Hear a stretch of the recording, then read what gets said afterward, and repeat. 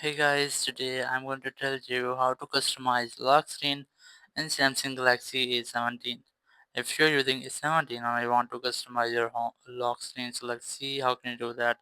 You just have to open your settings app.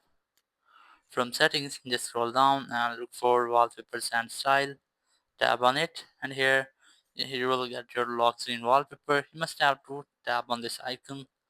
Once you have, you'll get this type display. You must have to customize your lock screen from here. Here just tap on this clock and you can get different styles and fonts and colors. You just have to select which you want. For example, I'm going to select this one and select any color, this one. Here you can easily customize that size.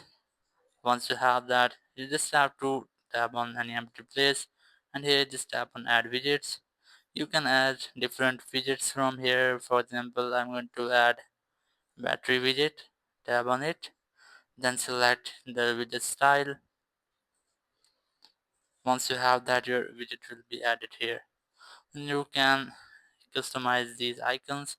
Just tap on any icon and here you can easily select which you want to get your shortcut on your lock screen.